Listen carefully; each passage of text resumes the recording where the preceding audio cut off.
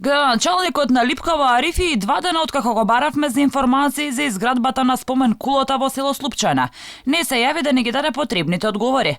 Зошто токму сега во време на пандемија се трошат неверојатни 200.000 евра за изградба на спомен кула во чест на борците на ОНА. Дали изградбата на кулата е приоритет пред изградба на канализации, патишта, реновирање на училишта? Изградбата на спомен обележието ја најави и лидерот на ДУИ Ахмети на 2 мај, каде на местото каде треба да се изгради кулата даде рок дека таа ќе биде завршена кон крајот на ноември. Па така и стои во договорот за изградба на споменикот. Фирмата Хоџа Инжиниеринг треба да го заврши проектот до 25 ноември. Но што е направено за Липково за подобрување на квалитетот на животот за жителите на општината?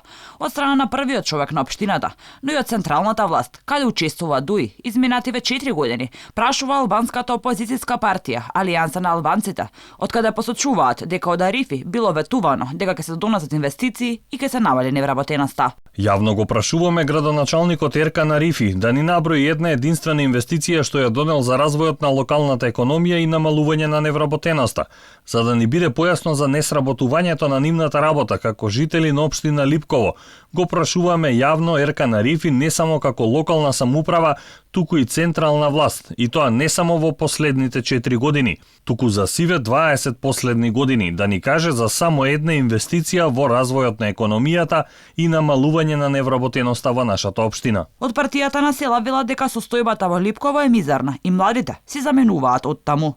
Инаку токму градоначалникот Арифи, кој е во фокусот на јавноста изминативе денови, е избран за повторен кандидат за градоначалник на Липково од редовите на ДУИ.